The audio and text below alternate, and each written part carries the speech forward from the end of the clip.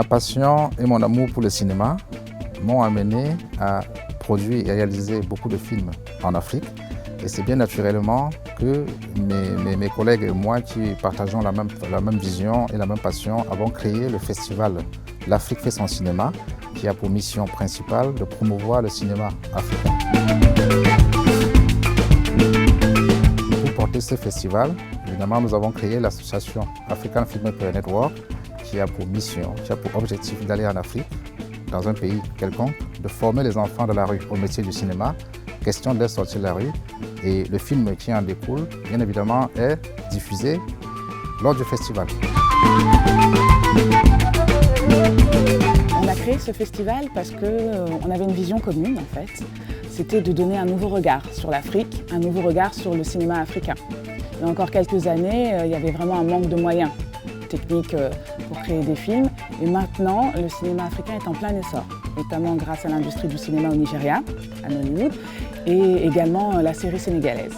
Plein de comédiens connus comme Geneviève Nadji, Isabelle Béquet, Abderrahmane Sissako. La 3e édition se déroulera cette année du 25 au 31 octobre 2021 dans les cinémas Gaumont et Lincoln des Champs-Élysées. Nous recevrons en invité d'honneur le Gabon, qui viendra nous présenter son cinéma et sa culture dans son ensemble. Plus d'une centaine de cinéastes et acteurs, actrices viendront vous présenter leur art. Le Ubuntu d'or récompensera l'un des 52 films en compétition. Vous aurez la possibilité justement de découvrir les films d'action, les films de romance, les films historiques qui seront présents lors du festival. Et cette récompense aura lieu le 31 octobre. Il y aura le Grand Prix Solide Action qui récompensera un film qui traite d'un sujet qui défend une cause, comme par exemple la solidarité, la pauvreté ou la violence faite aux femmes. On vous donne rendez-vous du 25 au 31 octobre aux Champs-Élysées pour découvrir ensemble les belles histoires africaines racontées dans des longs métrages, des courts métrages, des documentaires, des séries télé. Venez célébrer avec nous le cinéma africain.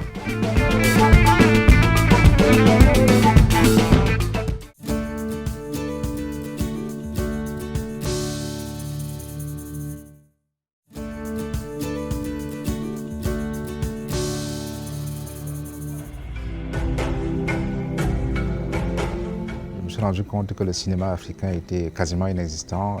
Inexistant pourquoi? Parce qu'il n'y avait pas assez de films africains dans beaucoup de festivals. Les professionnels de l'industrie du cinéma, on s'est dit voilà, on crée cette association qui nous permettra non seulement de promouvoir, mais aussi de former. Maintenant, à côté, la promotion, d'où l'idée de créer le festival qui a vu le jour depuis 2019 et qui déjà les 3 premières années a réuni plus de 36 000 personnes. Et là, depuis début l'année dernière, on travaille sur la 4e édition qui aura lieu du 30 septembre au 8 octobre sur les Champs-Élysées. L'année dernière, on avait eu 17 prix au total décernés aux lauréats. Maintenant, pour cette année, 2022, nous avons reçu, après l'appel à films, 1085 films voilà, qui ont été regardés par une douzaine de personnes pendant 2 mois. Et après, ils ont sélectionné 135 films qui sont en compétition pour cette année. Après chaque projection, on pourra déguster les plats du pays d'origine du réalisateur. Ça permettra de mieux connaître, de mieux comprendre le film et mieux connaître ce pays-là. Déguster le plat, mais aussi on peut avoir une petite chanson, soit chanson traditionnelle ou moderne, ou un défilé de mode. Il y a des masterclass, il y a des conférences pour mieux parler du cinéma et des thèmes assez particuliers qui permettront de mieux comprendre.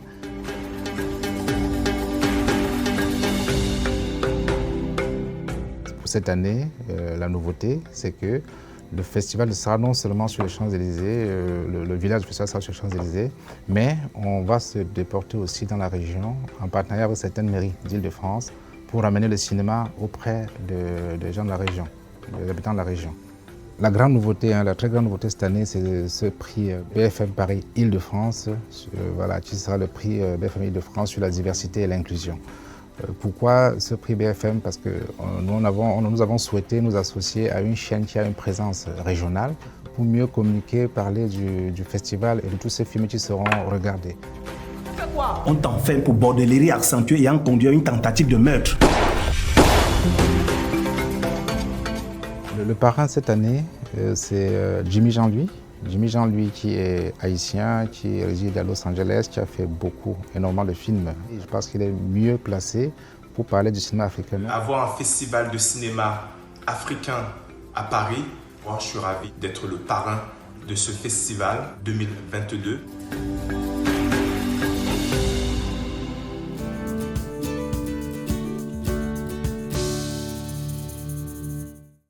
Action.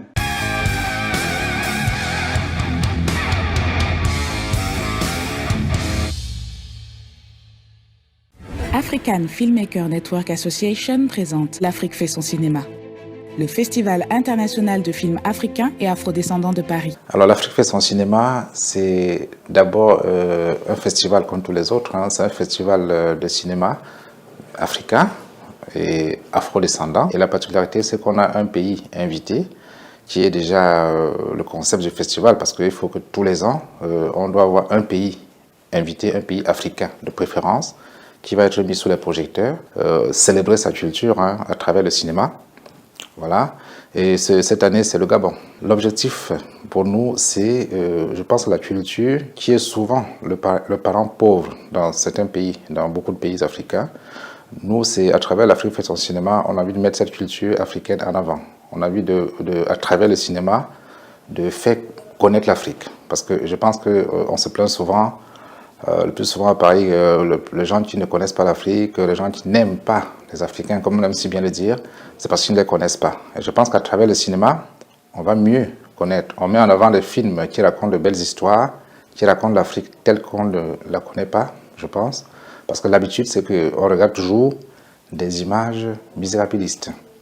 On regarde les guerres, on est au courant des guerres, des maladies, de plein de choses, mais on ne connaît pas les vraies histoires africaines. Et à travers le cinéma que nous allons montrer aux Parisiens, on va raconter de belles histoires, on va montrer de belles histoires.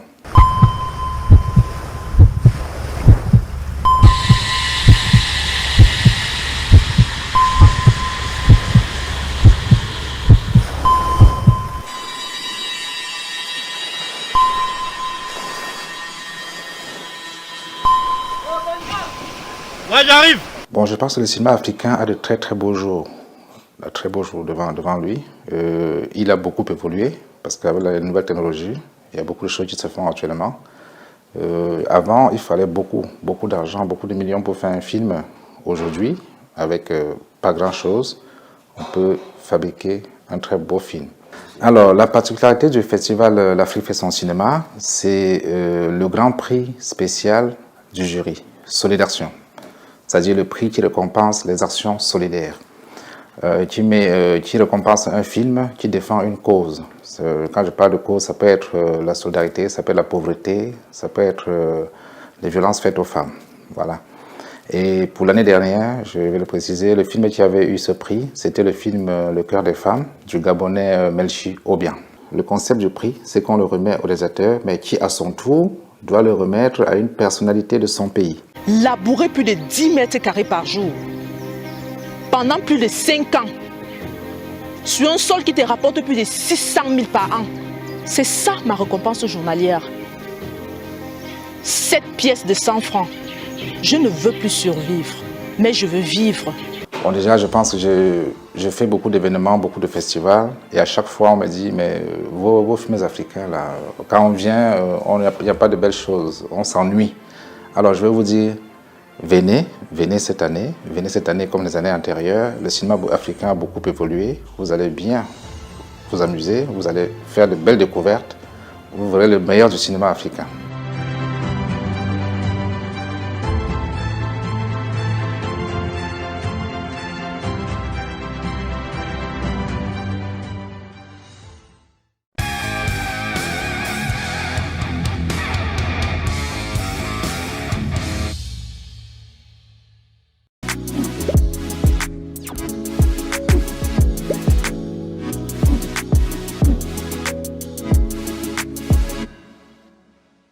Hello, you're on Initiative Africa. My name is Asha Sampath. Welcome to your weekly magazine featuring Africa on the move through smart innovations and initiatives that work. Let's get on with the show with our top stories today. Interview with Blaise Pascal Tanguy. This Cameroonian filmmaker studied mathematics before succumbing to his passion for cinema. Director of uncompromising documentaries on Africa, this week he invites the public and professionals to Paris to the festival L'Afrique fait son cinéma. C'est pas toujours très valorisant. They're not always very meaningful, and so we said we will start a festival where we will choose films that provide a bit of value, that provide an image of Africa that is the opposite of what we're used to seeing. Listening to jazz music in Lagos, it takes place at the Truth Club, one of the most popular addresses in the Nigerian metropolis, where trumpeter Etuk Ubong awaits us. But so there was this fateful day, a trumpet player came to the church to play. After the church service, my mom took me to the trumpet player and then handed me over to the trumpet player saying she wants him to teach me the trumpet, whose name is Etop Adolphus. Nigerian cinema is exporting well to the point of traveling each year to Paris for 4 days of screening. Spotlight on a festival unlike any other. Now we've got our groove back, right? And all we are doing is improving on what we used to do.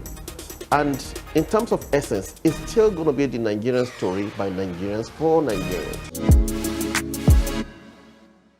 We dive into the nightlife of Lagos for this first report. The Nigerian megalopolis, like many cities in Africa and elsewhere, has had a hard time coping with the lockdown. However, in this jazz club, the music continued to enchant enthusiasts. Our journalist Hugo Yuwana slipped into the rehearsals of composer and trumpeter Etuk Ubong, rising star of the Nigerian scene, to listen to his jazz and Afrobeat cocktail.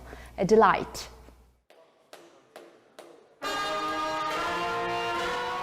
It's a typical rehearsal day at the Truth. With COVID-19 restrictions in place, social gatherings and open performances are on hold in Lagos, Nigeria's entertainment capital. The band's rehearsal do not contravene the COVID-19 orders in Nigeria. Nigeria over the years has been a nurturing ground for an array of musical talents. It is home to Etuk Ubong, one of Nigeria's in-demand trumpeter, composer and band leader. Born and raised in Lagos, the entertainment and commercial nerve center of Africa's most populous nation, Nigeria. I developed interest in playing the conga drums in the church, and I remembered I also attempted playing the drum set. But so there was this fateful day, a trumpet player came to the church to play. After the church service, my mom took me to the trumpet player and then handed me over to the trumpet player saying she wants him to teach me the trumpet, whose name is Etop Adolphus. Embracing his passion, he began playing the trumpet at the young age of 14, and by the age 16, he went under the tutelage of various professional artists such as Victor Ademofe, the late legendary Sir Victor Olaya, and the phenomenal Femi Kuti. He acquired his musical education from Peter King College of Music, Moson School of Music, and the University of Cape Town, South Africa. I got exposed to the likes of Malcolm X, Patrice Lumumba, Thomas Sankara, Nelson Mandela, Martin Luther King, and a whole lot of others who actually reflects consciousness, the black consciousness. I think those are the basic influence I had, musically, and, for me to decide that I wanted to be a musician or end up as a musician, which I am today. His inspiration from jazz, Afrobeat, Ikombi, highlife and earthly elements, wind, water and fire, forges his musical philosophy, which he calls earth music. This epitomizes the blend of music he dishes out from his sacred place, the Truth in Lagos. We all know what Truth is all about. It's like a musical center where people are allowed to come in to display their talent and given the ability to be able to tell the truth about the society at large. And as the manager here, we tend to make the place accommodating for people and put things in order for a successful program here. So, like our weekly activities, from Monday till Sunday, we operate 24 hours. Well, for me, the process of me writing my music, or the process of me composing music and the songs I write and I perform are basically of the fact that I need to educate the human race. I need to educate Africa, which is like the bone of contention for me always in my thoughts. The African man, like I said, they don't have this history. See, they don't know that Africa isn't the original name for Africa. They don't know that Akebulan is the original name for Africa.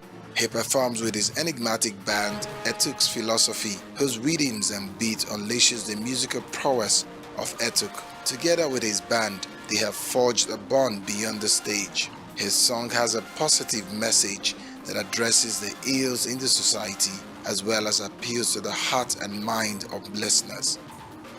We've been playing for a couple of years now, and we express our thoughts through music.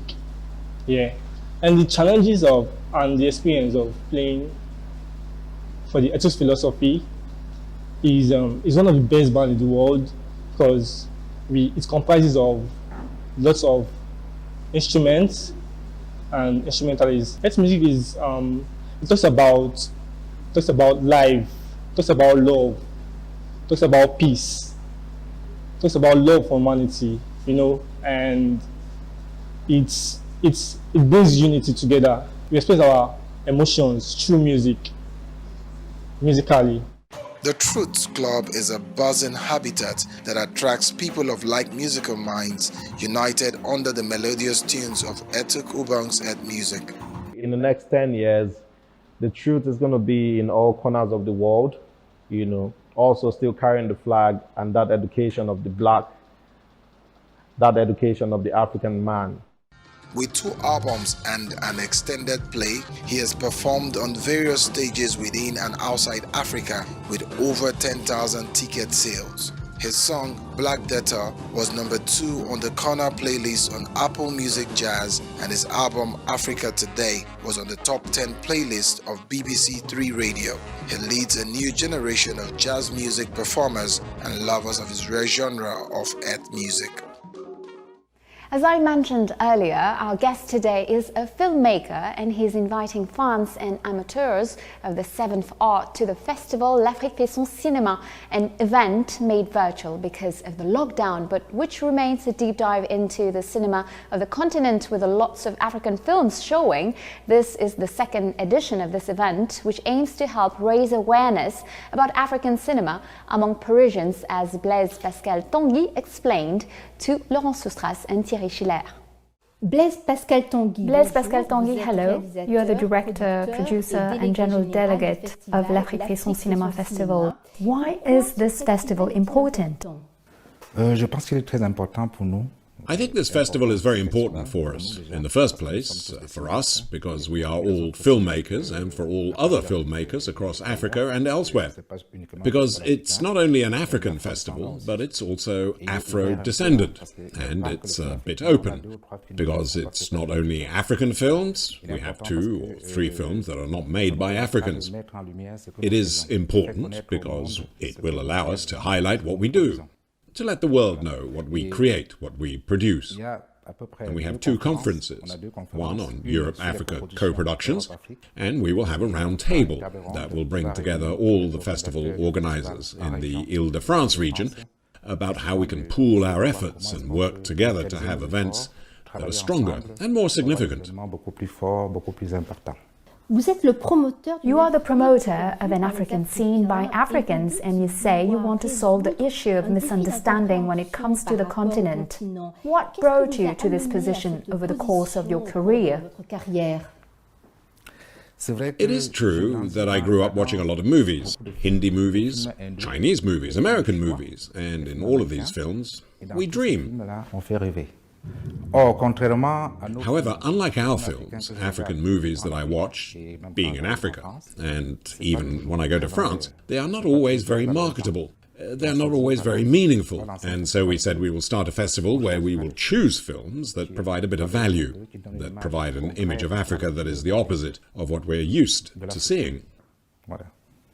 Do you believe that, until now, Africa has been represented in movies in a way that has been too stereotyped? Of course, that's my opinion. It's too stereotyped, because I remember I'm a producer, obviously, as you said at the beginning. I'm a producer-director, and I have many projects. And each time I meet people with my project, I'm told, no, it's not very African. They tell me they are even images that, no, it's not very African, because what are they expecting, in fact? They want to see perhaps the villages, houses falling apart, people who are not well dressed, that run around barefoot. That's the usual, right? That's what we are used to seeing. I personally don't blame anybody, but I just want us to simply make films to tell great stories. It can be beautiful, love stories, it can be our culture, it can be many things, but that we make movies like all the others do, not something that is solely African, as is usually thought of. In African cinema today, there's also the growing influence of the continent's diaspora and their links with their countries of origin. How do you see this artistic and also perhaps financial relationship? Because I imagine that the diaspora can provide sources of funding or different ways of doing and managing things. Obviously, it is true that the diaspora learn a lot, because if I take an example, those of us who live in Europe, we study in Europe, we know people who are very well educated and more experienced, and that allows us to acquire certain knowledge that we want to export to our homes, to our various African countries.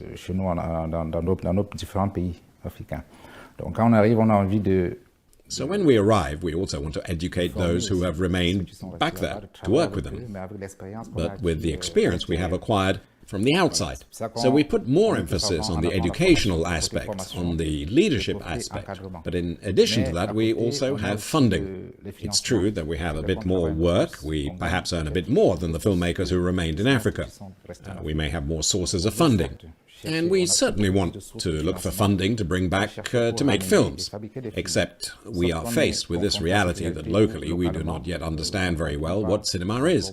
In fact, there are a lot of countries where they don't even know about cinema. So there is this aspect that we also want people to be able to understand, that we have to put money into it locally. For example, the governments, businessmen, private individuals. That it is, after all, a business, a profession where, through film, we can make ourselves known. We can sell and make money too. About that, in 2017 you created an organization to raise awareness about African cinema, but also to help with this educational endeavor. Can you tell us more about it? The African Filmmakers Network Association that we have created with a lot of other filmmakers, when I talk about filmmakers, I'm talking about producers, directors, actors, every profession that you know in cinema. The goal was, in the first place, to provide education to children from the streets. Now, why street kids? Because I personally have done a lot of documentaries, mostly on the street, and this allowed me to understand how street kids function, their problems, their dreams, and all of that. And I said to myself, let's create an association where we take people from outside of Africa, we bring them back to any African country, we get closer to children in the street, we train them, and we get them to shoot a movie. We give them the camera, but we stay with them, we show them how it works. They make a film. We do it together. And at the end, we release a film that is 100% made by street kids. That's a big enough challenge, but I'm surrounded by people who have the same vision, and I think we will get there. Okay, now, in addition to that, there is the promotional aspect. The association is also devoted to the promotion of African cinemas across the world. Now, I know, as I am in the business, that there are a lot of films that are made and that die in drawers, because we're not able to get them out there and make them known. Through our festival, films that are made can be seen by others. First, by the Parisian public, since the festival takes place in Paris and Parisians do not know a lot about African cinema. So we believe that they will discover African cinema through this festival. We saw this last year during the first edition by the feedback from people who had seen the films. It was really encouraging. They were very happy. They asked a lot of questions. And this has allowed us to work on the second edition. Welcome back to Initiative Africa. It's the second largest film industry in the world and it weighs $7.2 billion. I mean, Nollywood, of course, which ranks just behind its Indian big sister Bollywood, producing 1,000 films a year. Short filming durations, tight budgets, fiction in local languages, those are the hallmarks of this industry, but not only. To understand this creativity that fascinates fans around the world, we followed one of the past editions of the Nollywood Week in Paris. The first edition of the Nollywood Week Festival has come to Paris. During 4 days, actors, producers, distributors and film buffs met to discuss the future of Nigerian cinema. The festival also featured 7 films that were box office hits in Nigeria. We wanted to show the best movies coming out of Nollywood because there are some beautiful stories and we wanted to create a platform for people to have access to those movies. The films on offer went down well with both Nigerian and French film lovers. I saw all 7 films, 7 different styles. This is a new type of cinema, so it is interesting to see the unusual range of subjects being dealt with. Some films are excellent, and others are less so. But on the whole, I'm delighted to have discovered Nigerian cinema. Yeah, I did enjoy it. I did. I enjoyed it a lot. It was fun. Said well, said some good things about Nigeria too, you know. Most times we're used to seeing the other side of that continent, Africa. You see other things, like not the very good part of it, but the film was able to let people know, it showed the culture and everything. It was okay. Nollywood produces a lot of films, but not always quality films. Nigeria's film production really took off in the 90s with the hit Living in Bondage. Films have a rapid turnaround and are mostly shot on location, with more than 2,000 movies produced each year on shoestring budgets of around $20,000. They're distributed on DVD format and sold in markets for about $2.50 each. With such affordable films, Nigeria has established itself as the continent's leading producer, earning it the nickname Nollywood. But Nigeria's films are also widely distributed overseas, from London to New York and beyond, anywhere the Nigerian diaspora has settled. New Nollywood today depends essentially on cinema distribution. However, I don't believe that this is a future of Nollywood. I believe that the future of Nollywood lies in cable television, satellite television, streaming, video on demand. This is the future of film everywhere in the world. For years, Nigerians had foreign films, from Bollywood to Hollywood. These films didn't talk to them about their culture and history. Now, with Nollywood, they have films they can relate to. And this wide public support is the key to Nollywood's runaway success. Yes, tell the Secretary General to book one. Now we've got our groove back, right? And all we are doing is improving on what we used to do. And in terms of essence, it's still going to be the Nigerian story by Nigerians for Nigerians. The industry provides a living for more than 300,000 people and makes a profit of over $400 million. But Nigeria's new wave of directors are ambitious and want to see what is essentially a niche market conquer the international mainstream. For the time being, they are less well known internationally than US or Indian productions, to a great extent due to the lack of professionalism of distribution networks. Nigeria's new wave of producers and directors have great faith in the future of Nollywood and are trying to break this international embargo by seeking out international co-productions. Or in terms of money. I think it is down to two things. Nollywood was always aimed at a local market, and they were not really targeting an international audience. But I'm convinced this is an industry in the making.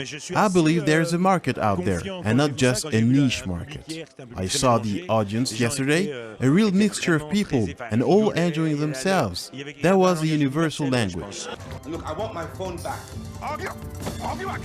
So while the supply side for Nigerian films plays catch-up, the demand is clearly there. Recent years have seen the advent of cable channels devoted to Nigerian movies. The UK company Sky launched Nollywood Movies in 2008. And in France, Thema set up Nollywood TV in October 2012.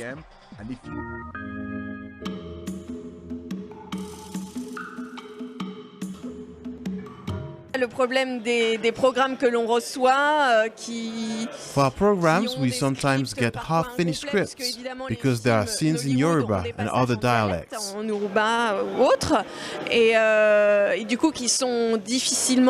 are not easy to dub.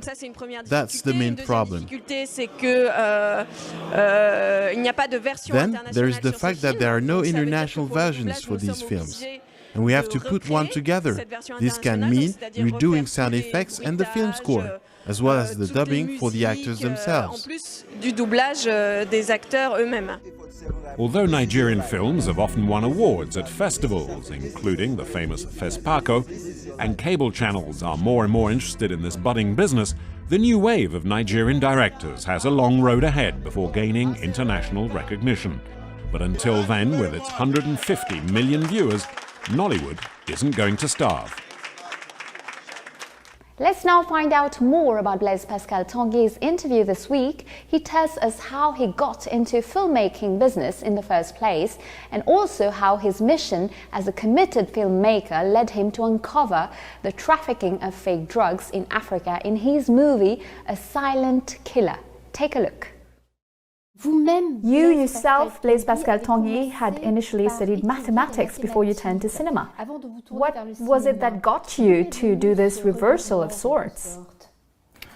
It's true that I have a rather atypical background. I started, of course, with mathematics, and after I didn't get into cinema right away, I went to an advertising school in Paris. After that, I worked a bit, but my passion, I explained earlier that in France I watched a lot of films, and I said to myself, I will do it. I will become a filmmaker. I will try to understand how it works, above all because of curiosity.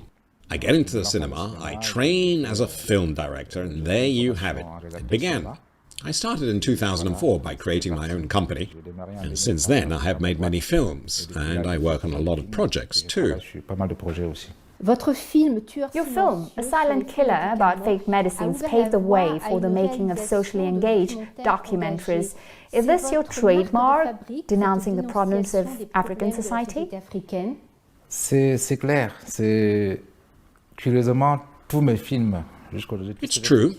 Curiously, all my films took place in the streets. I'm not excusing it, but I tried to, for example, the documentary that I made before that was about street trades, I tried to show that despite what we think, because we see children or people hanging out in the street, they sell a lot of things. They get by at the cost of a lot of effort. So that was the primary purpose. And the documentary about the silent killer. First, why the silent killer? Because many people didn't realize these medicines sold on the street are most of the time either expired or improperly stored, and when they are improperly stored, and I'm not a doctor, mind you, this is a reflection of what I have learned while filming the documentaries, when they are poorly preserved, they become poison, and many people die without realizing it's from the medicine. It's like, I have a stomachache. I go to the street, I get medication, I consume it, and it kills me. And we will never know that it was these medications that killed me. That's why we speak of a silent killer. And during the investigation, we realized, well, I realized while making the film, that it's a very big mafia. A lot of people take advantage of this from top to bottom, and it pays more than illegal drugs. Because yes, medication is on the street. It did not get there by chance. Those who sell it are not the same as those who manufacture it. It's really the bottom of the ladder because it's an entire chain, it's an entire mafia, and those who sell, there are really at the bottom of the ladder. C'est toute une chaîne, c'est toute une mafia. Et ceux qui vendent là, c'est vraiment le bas de l'échelle, quoi. Ce travail de documentariste engagé. Is being a socially engaged documentary filmmaker dangerous? Do you regularly receive threats? Oui, pendant le tournage du Tueur Yes, during the filming of The Silent Killer and other documentaries, I received many threats. I started a documentary, for example, on evangelical churches. I had threats. I stopped it. On The Silent Killer, we received a lot of threats. There are a lot of images that we weren't able to use because we were asked not to use them, and we didn't use them. But I try to educate the population so that they understand that these kinds of medicines are dangerous, so that they try to go to chemist shops, pharmacies, or traditional regulated channels to get medication. This is much safer. You're also a producer. From your point of view, is it money that is most lacking in African cinema? Bien entendu, c'est l'argent. Of course, African filmmakers lack money to make real films, but I think that the basis is education. It is much more education because, unfortunately, many are not trained. There are no prestigious film schools in Africa, and not everyone can travel to get an education elsewhere.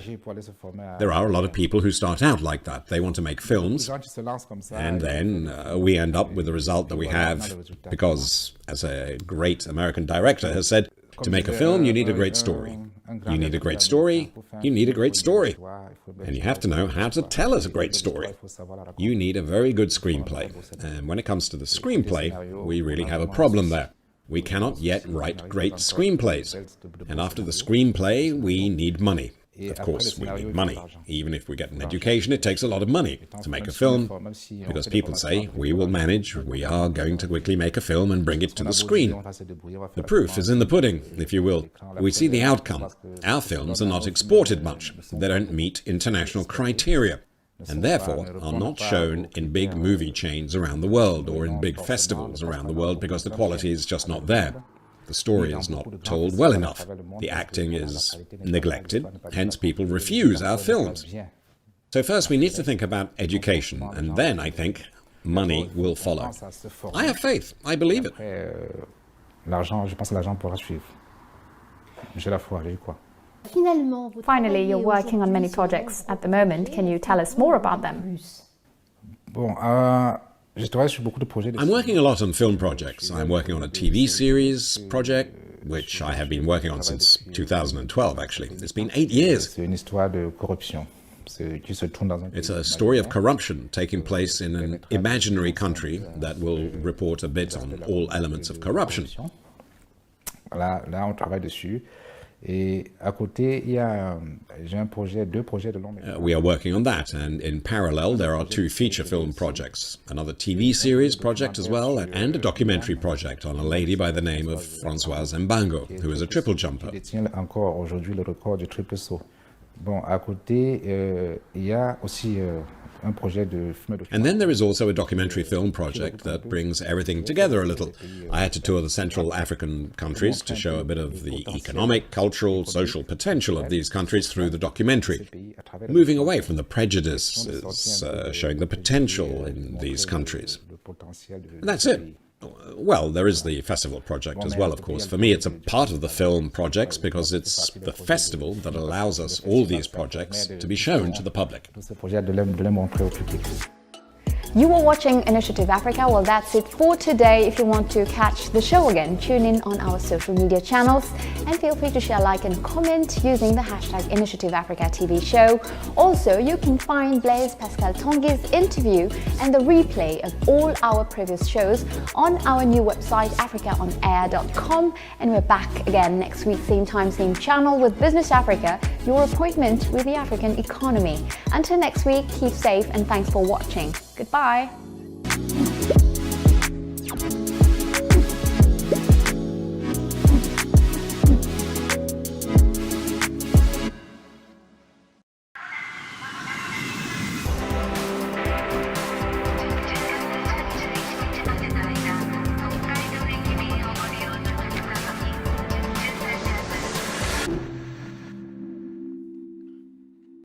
Salut à tous, merci de rejoindre ce tout nouveau numéro de l'émission à l'affiche avec au menu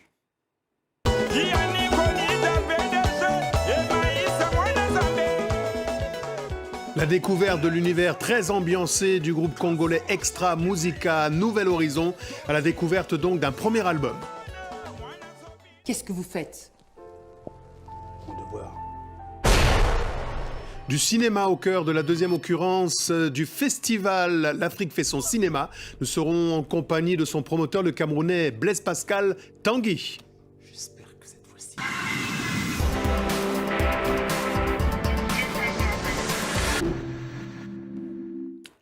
Soyez donc les bienvenus dans cette émission tonique éclectique. Merci d'être avec nous. Nous accueillons sans plus attendre le chef d'orchestre d'Extra Musica Nouvel Horizon en direct de Brazzaville. C'est le guitariste sonore digital Mbotenayo. Alors, bienvenue pour évoquer donc la première salve d'un album très attendu. C'est l'orchestre donc c'est l'orchestre Extra Musica Nouvel Horizon. C'est un premier album. Ce qu'on peut dire, c'est qu'en fait la pandémie ne vous a pas empêché de livrer votre créativité. Vous avez quand même pu travailler et offrir un premier album. Oui, nous avons réalisé notre premier album intitulé Choc.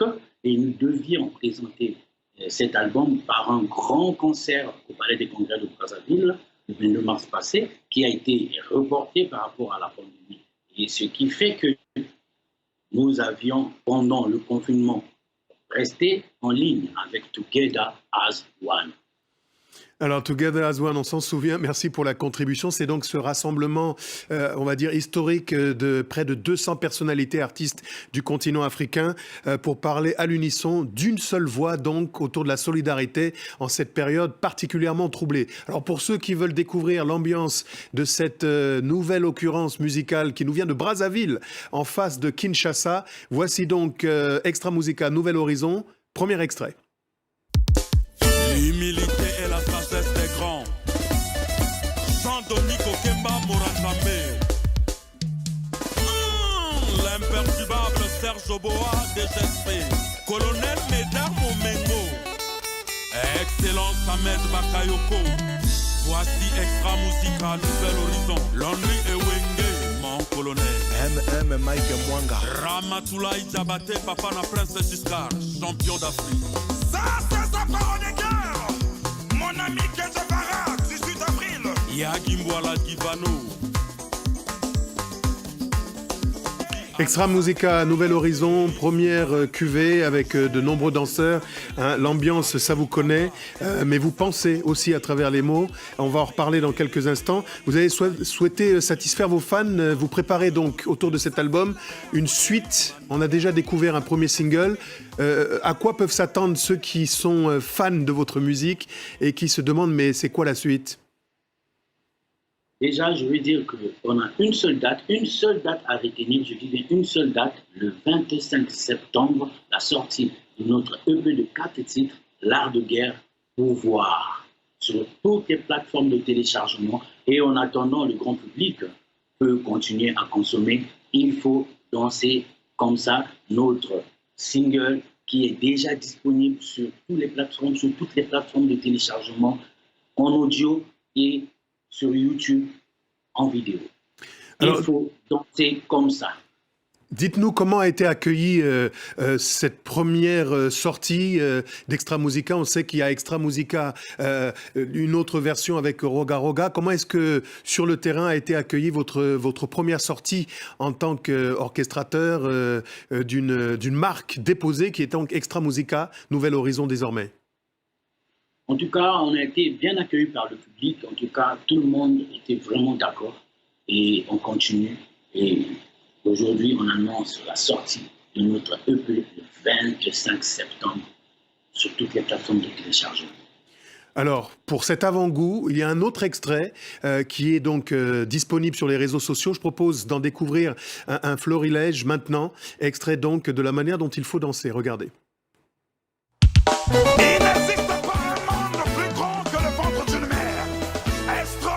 Nouvel horizon, la force tranquille. Obama le génie, fait danser les mers.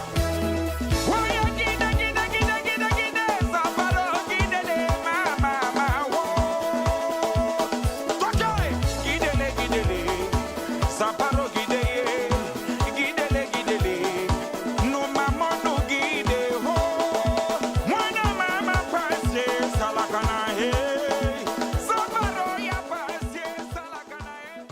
Voilà, Extra Musica, ça bouge, ça swing. Alors, vous a rejoint Zaparo de Guerre. Bienvenue. Zaparo, vous êtes ce qu'on appelle un atalaku, c'est-à-dire un ambianceur. C'est vous qui donnez un peu l'ambiance que l'on découvre, la ferveur qui émane de tous les titres. C'est ça votre job au sein du groupe? Oui, bonjour, ouais, c'est ça mon job. Je suis là pour mettre le show. Voilà. Alors, il n'a pas attendu. Vous voulez nous donner un extrait de ce que ça donne? Allez, c'est parti, on écoute.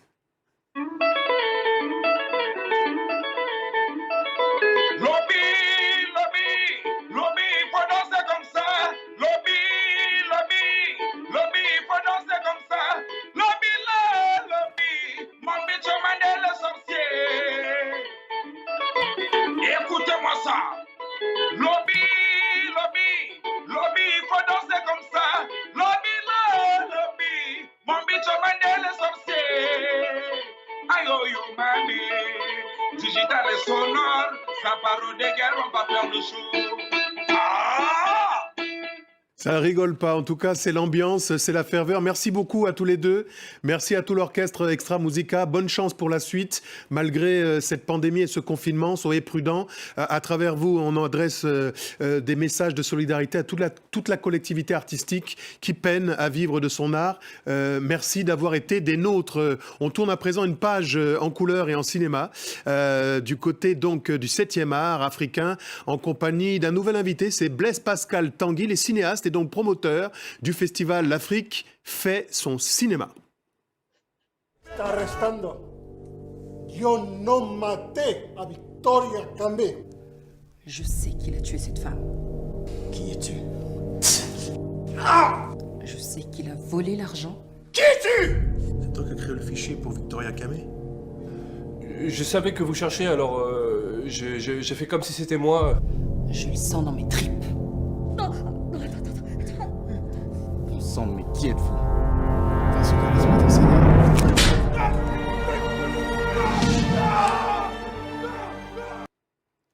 Voilà, plongeons au cœur du cinéma africain avec le cinéaste Blaise Pascal Tanguy, un premier extrait donc de ce film Camérage. Blaise Pascal Tanguy, vous en êtes l'auteur, le réalisateur, mais vous êtes aussi, et c'est ce qui nous vaut votre présence sur ce plateau, l'organisateur de la prochaine édition du festival L'Afrique fait son cinéma. Bienvenue parmi nous, une édition que vous avez maintenue malgré cette crise, malgré cette pandémie, malgré ce confinement, malgré les difficultés autour de la promotion des industries créatives. Oui, bonjour. Je vais d'abord rectifier par rapport à Camérage. Je suis le producteur, pas le réalisateur. Le réalisateur, c'est Michael Kamwanga. Bon, concernant le festival, vous savez, mon équipe et moi travaillons d'arrache-pied depuis plusieurs mois sur ce projet qui nous tient tous à cœur. Et c'est un événement très important pour nous, les cinéastes, et je suppose pour tout le public parisien qui sort d'une longue période de confinement. Raison pour laquelle nous maintenons le cap. Le festival L'Afrique fait son cinéma aura bien lieu du 21 au 24 octobre prochain au cinéma Le Lincoln, aux Champs-Élysées. Vous pouvez réserver gratuitement vos places sur le site afsc.fr ou sur les pages de nos réseaux sociaux. L'Afrique fait son cinéma. Soyez rassurés, toutes les mesures de sécurité et de distanciation sociale seront exigées par le gouvernement seront scrupuleusement respectés. C'est-à-dire masque obligatoire, le gel est offert à l'entrée et les places, c'est-à-dire une place sur deux occupée. Alors Blaise Pascal, c'est une édition cependant tout de même un peu particulière, qui n'a pas la même configuration, c'est une formule différente, hein, pas la même configuration que la toute première édition. Pouvez nous en dire un mot ? Oui, c'est assez particulier parce que normalement, on devait faire une compétition, mais cette année, vu la situation actuelle, ce ne sera pas possible. On aura à peu près 24 films sélectionnés officiellement qui seront proposés au public parisien. Mais à côté, on aura aussi une conférence qui va traiter de la coproduction entre l'Europe et l'Afrique. Et on proposera aussi au public l'art culinaire africain. On est en partenariat avec pas mal de restaurants sur la place parisienne. Merci Blaise Pascal. De nombreuses personnalités, parmi lesquelles, entre autres, Éric Ebouanet, ont accepté d'associer leur image à cette deuxième édition. On vous souhaite bonne chance pour la suite. Et donc, on donne rendez-vous, vous rappelez les dates ? du 21 au 24 octobre prochain au cinéma Le Lincoln aux Champs-Élysées. Merci à vous. Je vous invite maintenant à découvrir un clip justement très cinématographique. C'est celui du Congolais Ferregola et le titre Regarde-moi. C'est cinéma. De temps en temps, atana mosika, tolinganaka toujours kakanga na ye. Car je l'ai laissé se blottir contre moi. J'ai fait le deuil sans pouvoir oublier. Comme le soleil, tu m'as ébloui les yeux. L'effroi me brûle. Regarde-moi maintenant.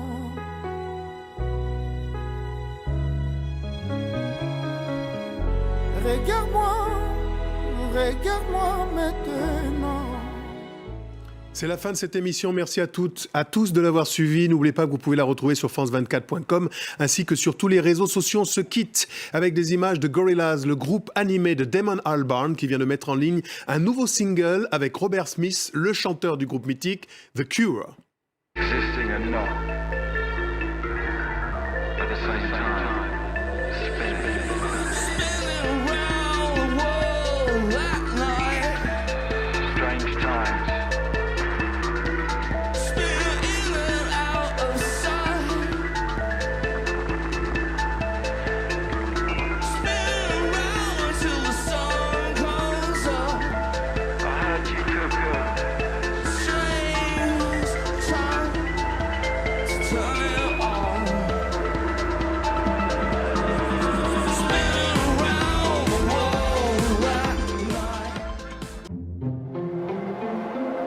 Vous avez regardé votre programme avec Quadro, intérieur sur mesure.